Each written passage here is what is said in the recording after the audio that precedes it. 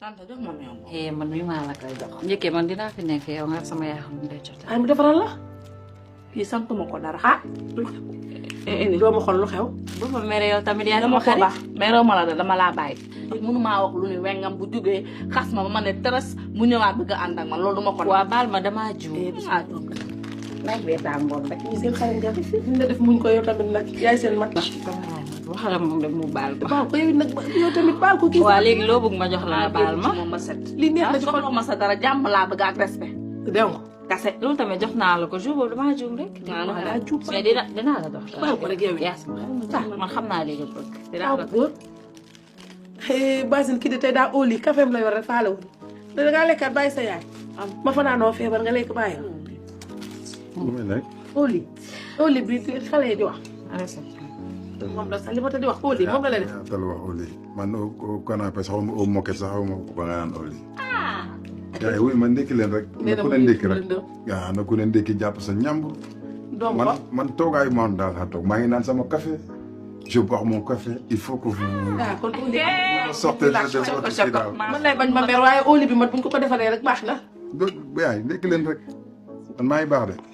doomu xol. dara jàmm rek. ah yow baal ma yaa yow tante kii jikko la yow. nii lay def fi mu toll nii. waaw loolu baaxul xew. ñëw fii di ñu lëre.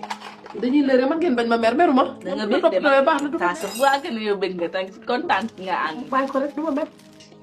yaa da nga lakk salaat. lu ndékki ngeen bàyyi ngir yow ah. nekkee fi nii rek. waa lu xew. yaa jàmm rek ak salaam. yéen a ngi ndékki ah. moom maa ngi naan sama café. ku nekk ak la nga tolloo rek ngeen jël. waaleykum salaam. yeewu la. yeewu naa. suba léegi sama xel maa ngi ci yow waaye damaa xalaat ni dangaa guddee moom moo tax. waaw damaa bàyyi nga nelaw tuuti kaay toog. bien dormi. waaw kontaan naa de awa yaay ñaareel tante. kontaan naa de. Pousse aywa waxtaan fegal nga ji.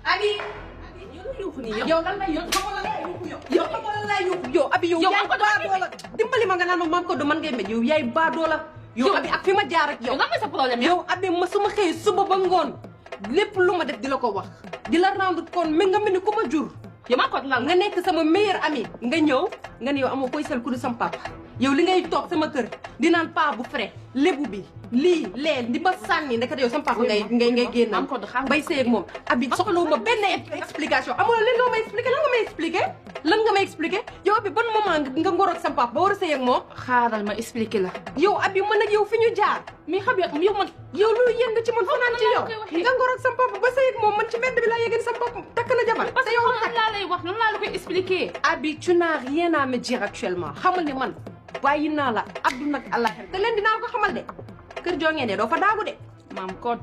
su ma la ko waxee rek gëm ma te sam papa xoolal ci moom laa jëm léegi. maam Codé xaaral ma expliqué. fa laa jëm te su ma ko nee da la fase da lay fase par force. yow maam da ngay ñëwaat ba ñu def sa noonu. yow da nga neex maa la attaqué te xoolal fu mu yam neex abi yow bés bi nga seeg sam papa la nga xam ne sama xaritoog yow jeex.